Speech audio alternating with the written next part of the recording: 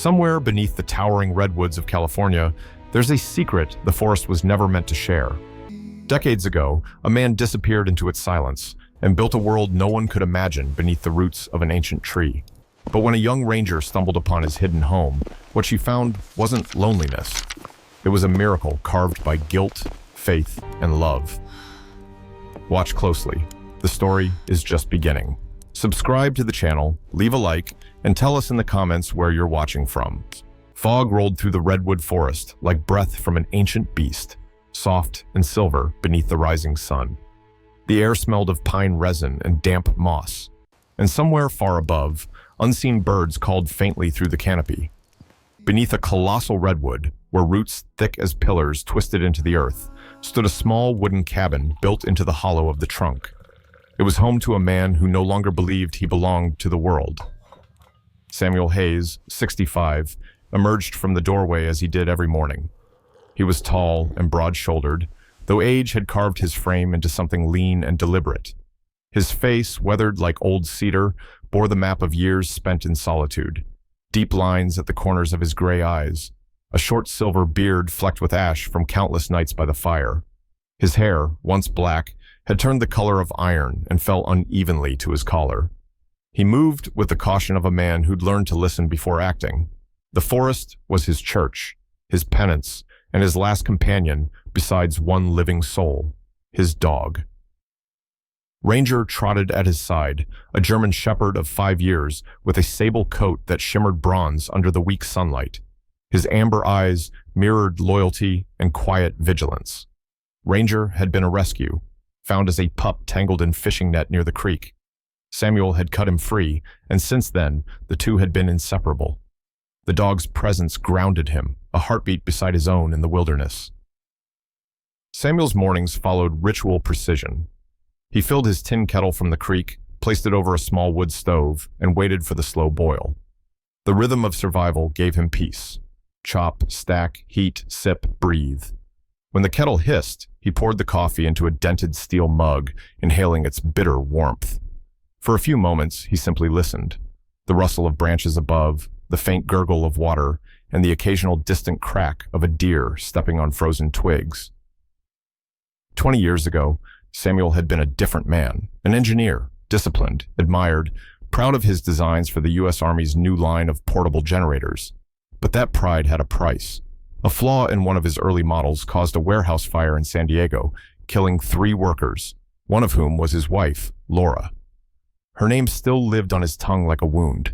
That night had burned not just his career, but his faith in humanity. So he walked away, from his home, his city, his name on the registry. He buried the man the world once knew and let the forest claim what was left. Ranger lifted his head suddenly and barked, low and tense. Samuel froze. The sound wasn't random. Ranger's ears pricked toward the north ridge, the area near the old logging trail no one used anymore. The fog there was thicker, drifting between trunks like smoke. Samuel set his mug down slowly, eyes narrowing. "Easy, boy," he murmured, but his own voice sounded foreign after hours of silence. He knelt beside the dog, brushing a hand over his fur. "What is it?" Ranger growled again, the sound vibrating in his chest. Samuel stood, following his gaze. There, half hidden in mud, was a fresh footprint. Human. He crouched, studying it closely. The edges were sharp, not softened by rain or wind. Whoever it was had passed through no more than an hour ago. The print was small, maybe a woman's boot. A pulse of unease stirred in him. No one came this far into the protected woods. The old logging routes were closed, the signs long weathered away. The last time he'd seen another human face had been nearly 3 winters past. A lost hiker who had wandered too close before Samuel scared him off. He preferred it that way. People asked questions. People took things. He straightened, scanning the forest. The fog shifted, swallowing the trees in pale gray. Somewhere a branch snapped, a crisp, clean sound that didn't belong to any animal's rhythm. Ranger bristled, low growls rolling from his throat. Samuel's heartbeat quickened, an old instinct kicking in. The same sense of alertness he'd honed during military service. But beneath the tension was curiosity. After all these years, part of him still remembered what it meant to want connection. He took a step toward the ridge but stopped himself. The forest had rules. One of them was never chase what you can't see. He crouched again, pressing his palm against the damp soil beside the footprint. The ground was cold, but he could feel the weight of the presence that had been there. Not a hunter, too light-footed, not a ranger, too cautious. Someone searching, perhaps. Ranger whined softly and looked up at him, amber eyes questioning. Samuel smiled faintly. "I know," he said quietly. "We're not alone anymore." He turned back toward the cabin, though his mind lingered on the thought like smoke that wouldn't clear. That single footprint had shattered 2 decades of stillness. He felt it in his bones, the way the air shifted before a storm, or the way silence changes when it's about to break. The forest had kept him safe, hidden, forgotten. But something, or someone, was coming. As twilight settled, he stacked logs by the doorway and checked his traps near the stream. The fog deepened, glowing faintly under the first hint of moonlight. Ranger followed close, ever watchful. When they returned inside, Samuel sat by the fire, staring at the flames as if searching for an answer there. Memories rose unbidden. Laura's laughter, the heat of that final explosion, the weight of guilt that never cooled. He exhaled slowly, eyes dimming. Then, from outside, Ranger barked again, short, sharp, insistent. Samuel's head lifted. Through the small window, he saw nothing but swirling mist. Yet somewhere within that mist, he knew footsteps had returned. The forest, silent for 20 years, was calling him once more. The fog had not lifted since dawn. It hung low across the redwood forest like a living thing, thick, silver, and cold enough to turn breath into smoke.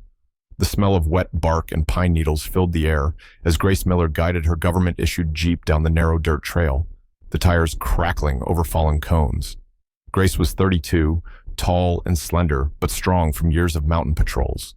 Her skin was fair, weathered by sun and wind, her hair a chestnut brown tied back in a rough ponytail.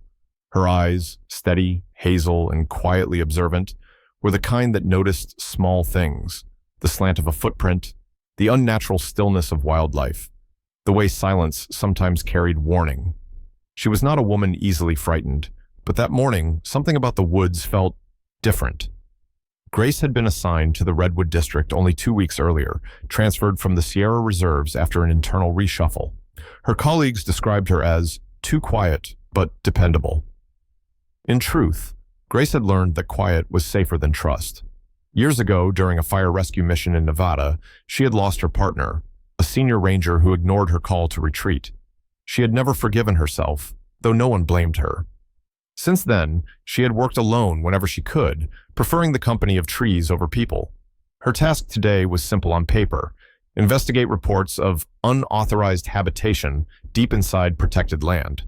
Locals had mentioned faint lights at night, sometimes smoke during early mornings. Most assumed it was a hunter or a hermit. Grace, following her training, had to verify.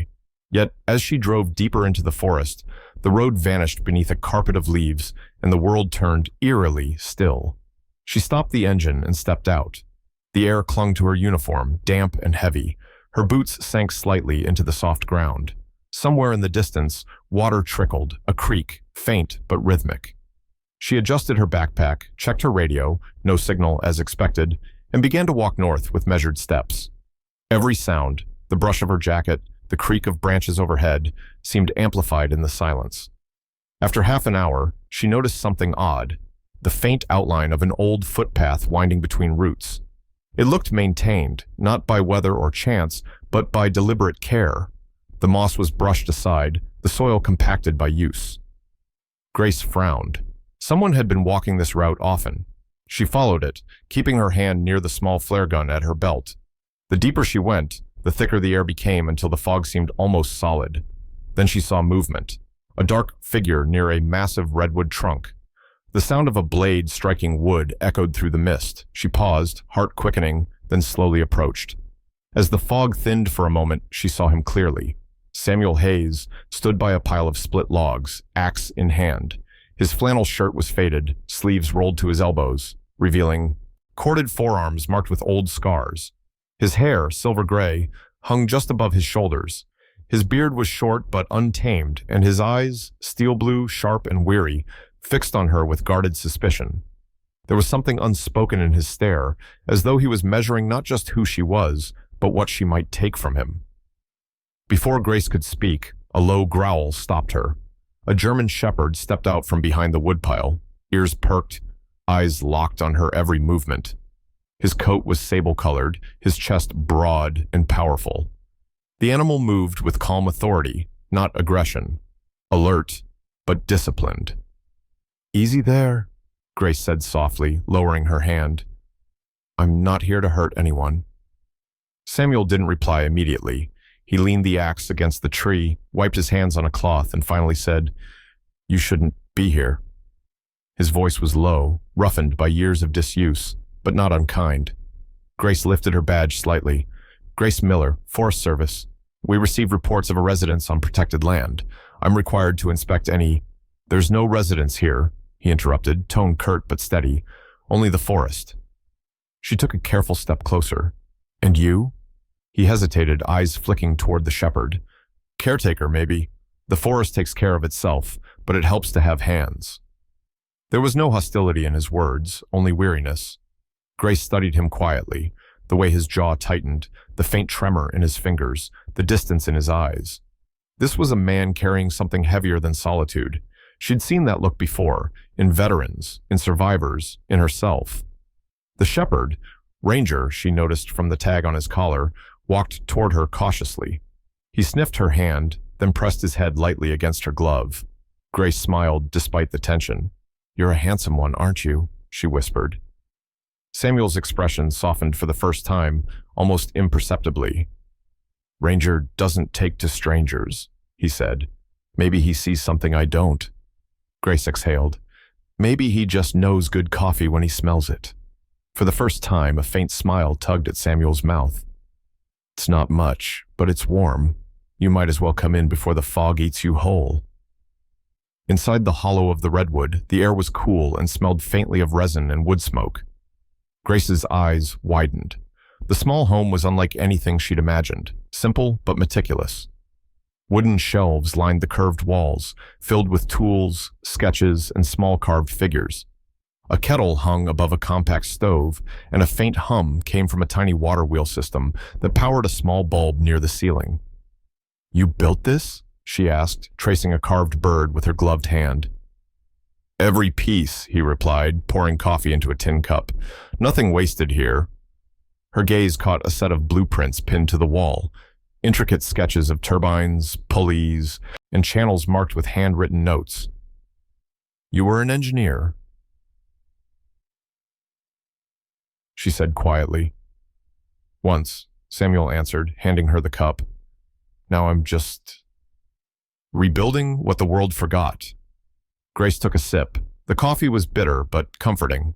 On the opposite wall, carved deep into the wood, were words that stopped her breath for a moment. "Silence is not emptiness. It's peace, rebuilt." She ran her fingers gently over the letters, feeling the grooves under her skin. For reasons she couldn't name, her chest tightened. She turned toward him, but he was already looking away, eyes distant, as if those words were not meant to be spoken aloud anymore. Outside, the mist thickened again, pressing against the doorway like a living wall. Grace felt it then, a strange pull, a quiet understanding between two people who had both been broken by loss, now standing in the one place where silence didn't feel like punishment. Ranger lay near the fire, eyes half closed, tail flicking lazily against the floor. Grace reached down, brushing his fur softly. The dog looked up, calm, trusting. Samuel's voice broke the silence, steady but softer this time. "Not everyone who gets lost wants to be found, Miss Miller." Grace met his gaze. "And not everyone who's found has to leave." He didn't answer, but the look in his eyes told her the forest had just allowed one more secret to stay. The storm came without mercy. Rain pounded the forest like fists against a drum, and the wind howled through the towering redwoods as if the earth itself were groaning in protest. Lightning flared across the sky, illuminating the colossal trunks in pale blue light before the darkness swallowed them again. Inside the hollowed tree, the air trembled with each thunderclap. The fire had died to a low glow, casting long shadows that danced across the wooden walls. Grace Miller sat near the small stove, her knees pulled close, her damp ranger's jacket hanging beside the heat. Her chestnut hair, usually tied back neatly, now clung to her face in wet strands. She was exhausted, her muscles aching from the day's hike and the weight of the storm still pressing against her nerves. Across from her, Samuel Hayes moved quietly, steady hands feeding kindling into the stove. His face, half lit by the fire, looked carved from stone, deep lines etched by time and solitude. The silver in his beard caught the flame's reflection, and his pale eyes held that faraway stillness she had come to recognize. A man who lived not to forget the past, but to endure it. Outside, Ranger barked once, a sharp, urgent sound swallowed by the rain. Samuel looked up instantly, the reflex of someone who had learned long ago to trust instincts over reason. He stood, his broad frame tense, and went to the door. "Stay here," he said, though his voice was more habit than command. Grace followed anyway, her curiosity stronger than caution. When Samuel opened the door, wind tore through the opening, scattering ash and flame. Ranger stood near the base of the redwood, his fur slicked to his body, barking toward the roots, as if warning of something alive beneath them. "What's wrong with him?" Grace shouted over the storm. Samuel didn't answer. His eyes followed Ranger's gaze to the ground where the water pooled unnaturally, swirling into small funnels between the roots. For a moment he seemed to listen, to the rain, the thunder, the rhythm of the forest. And then, with quiet urgency, he said, "Inside, now." Grace obeyed, though confusion and adrenaline twisted in her chest. Samuel grabbed a lantern from the shelf and knelt near the center of the floor. With slow precision, he pushed aside a woven rug, revealing a faint outline carved into the planks, metal hinges nearly hidden by years of wear. He hooked his fingers under the edge and pulled. The wood creaked like an old sigh, and the floor lifted to reveal a dark stairway descending beneath the tree. Grace's breath caught. "You have a basement?" Samuel shook his head, his expression unreadable. "Not exactly." Ranger descended first, tail low, ears alert. Samuel followed, lantern in hand. Grace hesitated for a heartbeat, her mind racing. She was trained to investigate, to observe, but something about this moment felt sacred, as though stepping down those stairs meant crossing into another world. Finally, she followed. The steps were narrow, hewn from old timber, damp with years of condensation. The deeper they went, the more the sound of the storm faded, replaced by the faint hum of machinery. When they reached the bottom, Grace stopped in awe. The underground chamber was unlike anything she had ever seen. The ceiling curved in smooth arcs, supported by beams reinforced with iron scraps. Lantern light glimmered on copper pipes running along the walls, their joints dripping with slow, rhythmic precision. A small turbine turned in a shallow channel of flowing water that snaked from somewhere unseen, its motion powering a soft, steady glow from bulbs fixed into the ceiling. The place was alive, breathing in quiet harmony beneath the chaos above. You built all this?" Grace whispered, her voice trembling between disbelief and wonder. Samuel set the lantern on a workbench, his calloused hands brushing over an array of tools, gears, and sketches spread across the surface. "Over time," he said softly, "piece by piece, it started as shelter. Then it became something else." Grace moved slowly through the chamber. On one wall stood rows of wooden carvings, birds in mid-flight, wolves howling, human faces caught between sorrow and serenity. Each figure seemed alive, carved with impossible detail. She touched one, a small fox, and felt the smooth polish beneath her fingers. "They're beautiful," she murmured. "They're memories," Samuel replied, his tone distant. "Every one of them." Grace turned to him. "You said the forest takes care of its own, but this is more than survival." Samuel met her gaze. There was no anger there, only quiet resignation. "When you've taken enough from the world, you learn to give back differently." He looked down at his hands. "I wasn't always a hermit, Miss Miller. I was an engineer, a good one. I built things meant to save lives, but one mistake, one oversight, turned my designs into weapons."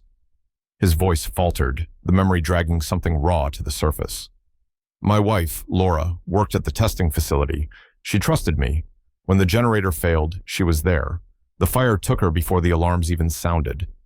The confession hung heavy in the air, heavier than the storm itself. Grace felt her throat tighten. She wanted to say something, anything, but there were no words that could reach that kind of grief. Samuel continued, almost as if speaking to himself. After that, I couldn't bear what I'd made. Every city sounded like sirens. Every light reminded me of what I destroyed. So I came here, to build again, but this time, to make things that couldn't harm. To create a world where everything I touched gave life instead of taking it. He gestured toward the turbine, the carvings, the intricate lattice of pipes and beams. I've spent 20 years rebuilding what was broken, in here. He pressed a hand to his chest. Grace stepped. Closer, her voice soft. You turned guilt into art. Samuel gave a weary smile. Guilt's a poor companion, but it can teach you patience. For a long moment, they stood in silence. The light from the turbine flickered across their faces, and Grace saw the man not as a recluse, but as a craftsman of redemption. Above them, thunder rumbled again, faint but persistent. The forest was still raging, yet down here, everything was calm, balanced, almost holy. Ranger lay near Samuel's boots, his eyes half closed, trusting the peace his master had carved into this hidden world. Grace looked around once more, her heart heavy and moved. You built a sanctuary, she whispered. No, Samuel said, glancing toward the roots overhead.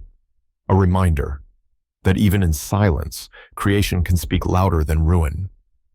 The storm outside thundered once more, but it no longer sounded like destruction. To Grace, it was the rhythm of life, continuing above a secret that deserved to stay untouched. The storm had passed, leaving the forest washed in the cold clarity of dawn. Dew clung to every blade of grass, and mist drifted between the towering redwoods like ghosts reluctant to leave. The air smelled of wet bark and iron, heavy with that fleeting stillness that follows chaos. Inside the hollowed tree, the remnants of the night's storm still echoed faintly, raindrops falling from the ceiling, the muted hum of Samuel's underground turbine pulsing beneath their feet. Grace Miller stood near the doorway, watching the light break through the fog in slow golden strands. Her uniform, though still damp, carried streaks of dried mud and soot. Her eyes, hazel and weary, followed the shapes of the forest beyond, the branches bending, the slow stir of life returning. She should have felt relief that the storm was over, but the peace unsettled her, because now that the wind had quieted, the noise in her head began again. Behind her, Samuel Hayes moved silently, packing tools into a canvas bag. His motions were calm, deliberate, almost ritualistic. His face, lined, bearded, and composed, betrayed nothing of the turmoil Grace sensed beneath. There was a kind of acceptance in him, the stillness of a man who had made peace with losing everything. The light caught in his silver hair and weathered skin, revealing both strength and surrender. Ranger, the German shepherd, 5 years old and broad-shouldered with a sable coat that shimmered faintly in the morning light, lay nearby, his head resting on his paws. His amber eyes followed Samuel's every movement, ears twitching whenever the man exhaled. Grace finally spoke, her voice quiet, but edged with conflict. They'll come today, won't they?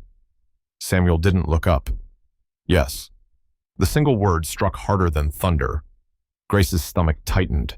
She had radioed her supervisor before the storm, standard procedure, a possible unauthorized structure in a protected area. She had done her duty, but now, after what she'd seen, the hidden chambers, the water-driven generators, the carvings made with a reverence that felt spiritual, her own report had become a threat. She turned toward him. You could leave, Samuel, before they arrive. He gave a faint smile, the kind that carried more sadness than warmth. Leave where, Grace? The world I knew doesn't exist anymore. Out there, he gestured vaguely toward the trees, they measure peace in property lines. His words struck her deeper than she expected. Grace wasn't a stranger to bureaucracy or its cold arithmetic. She had joined the Forest Service to protect the wilderness, yet so often found herself enforcing rules that tamed it instead. Watching Samuel move about the small space, she realized he embodied what she'd once believed in: coexistence without conquest. A distant sound interrupted her thoughts, the low rumble of engines. Grace stiffened. Ranger's ears perked. A growl rumbled in his chest. Samuel glanced toward, the window slit. Through the haze, two dark vehicles crawled up the trail, their lights cutting through the mist like knives. "They're early," Grace whispered. Samuel placed the last of his tools into his pack and tightened the strap. They don't waste time when it comes to cleaning up what they don't understand. Grace turned sharply. "You can't just wait here. They'll tear this place apart."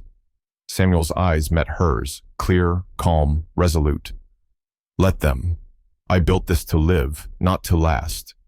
He paused, then added softly, "Everything I loved once burned. This time, it will return to the earth the way it was meant to." Grace's throat constricted. "You don't have to let it happen again." "I do." He smiled faintly, as if comforting a frightened child. "You'll understand one day." The rumble grew louder. Metal clanked outside. The unmistakable sound of tools and boots. Grace felt the weight of decision pressing down on her chest. She had lived by rules all her life, but now those same rules stood against what felt right. The first shout came from the trees. "Forest Service! Anyone inside?" Before she could respond, Ranger leapt up, barking fiercely. He ran to the entrance, positioning himself between the door and the sound outside, his tail stiff, his muscles coiled. Samuel moved to calm him, kneeling beside the dog. "Easy, boy." But Ranger didn't relax. His instincts read danger, not from strangers, but from inevitability. Grace's breath quickened. She could see the outlines of the other Rangers through the fog, 3 figures in orange vests carrying surveying poles and demolition gear. The sight pierced her heart like betrayal.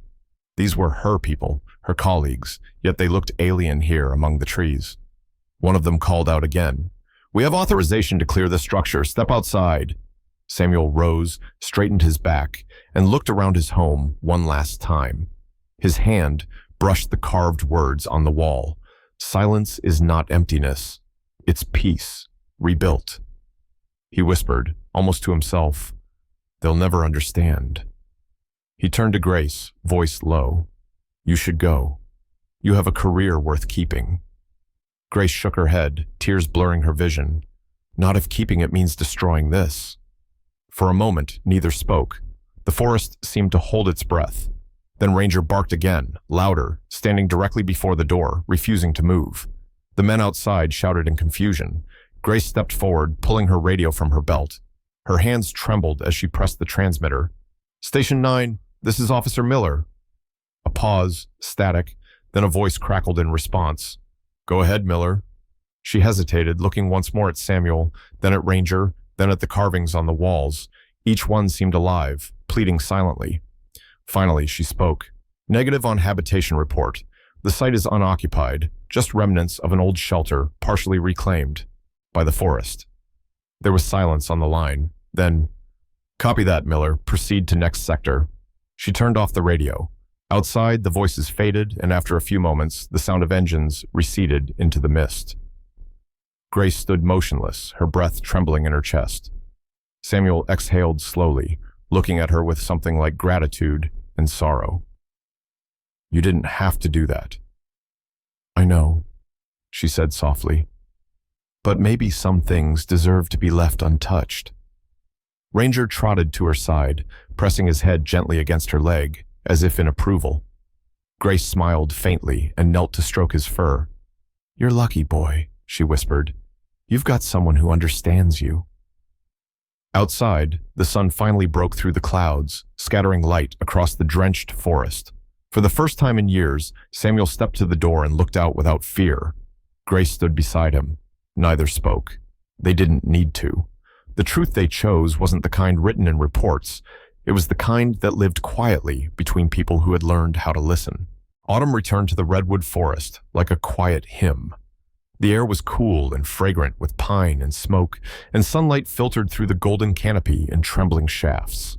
Each leaf that fell turned slowly in the air before joining the endless tapestry of rust and amber that covered the forest floor. Grace Miller walked along the narrow trail she once knew by heart, her boots brushing through the damp moss. It had been months since she last saw Samuel Hayes, the man who had vanished as silently as he had lived, leaving behind a world carved beneath the roots of a redwood and the weight of a truth only she knew. Grace was 33 now. Her life changed in quiet, irreversible ways. She had left the Forest Service not out of rebellion, but out of conviction. The uniform that once made her proud had begun to feel like armor against the wrong kind of battles. Now, she worked in a small woodworking shop in Eureka, teaching local children how to carve animals and small trinkets from driftwood. Her hands, once calloused from mountain climbs and fire patrols, had learned a gentler purpose. But sometimes, when the wind from the north carried the scent of pine and rain, something in her stirred, a longing both tender and painful. She paused near the clearing where the great redwood stood. The tree towered above everything else, its bark darkened by decades of rain, its roots spread like veins through the earth. No one else ever came here. The forest had reclaimed its silence. Grace knelt beside a cluster of ferns, brushing away a thin film of dew, and placed a small bouquet wrapped in twine, wildflowers and pine needles bound together. Her fingers trembled as they touched the soil. In her coat pocket was a small wooden carving, the figure of a German shepherd, perfectly rendered in miniature. The fur was etched with fine grooves, the eyes deep and intelligent. It was Ranger, Samuel's loyal companion. She carried it everywhere, not as a keepsake, but as a reminder of what it meant to guard something unseen. When she held it in her palm, she could almost hear his bark echo through the trees again, fierce and protective. Grace stood slowly, lifting her gaze toward the canopy. The light shifted through the branches, and for a fleeting moment, she thought she saw smoke curling between the treetops, a faint, ghostly wisp rising into the air. Her breath caught. It had been months since anyone had seen or heard of Samuel. After the day she lied in her report, the forest rangers closed the case. Officially, the Redwood clearing was listed as abandoned natural formation. Unofficially, it had become legend, whispers of an old man who lived beneath the earth, a craftsman of silence. She closed her eyes, and the memories came back vividly. The hidden chamber glowing with the soft hum of water-powered light, Samuel's voice steady and calm as he said, "Everything I build now is meant to heal, not harm." She remembered how his hands had trembled when he spoke of his late wife, Laura, and how Ranger had pressed against his leg, sensing his sorrow. And she remembered the look in his eyes the last time she saw him, resigned, peaceful, like a man who had finally forgiven himself. Grace whispered into the wind, "You're still here, aren't you?" The forest did not answer, but a sudden rustle came from the underbrush, and a pair of ravens took flight, their wings slicing through the stillness. She smiled faintly. It was the kind of sign Samuel would have called the forest speaking. Her gaze drifted to the base of the redwood, where the faint outline of roots curved into the ground. She stepped closer, placing her hand gently on the bark. It was warm, impossibly warm, as though life still pulsed beneath it. Beneath her fingers, she could almost feel the echo of his tools, the soft thrum of water running through hidden channels, the heartbeat of the sanctuary he had built below.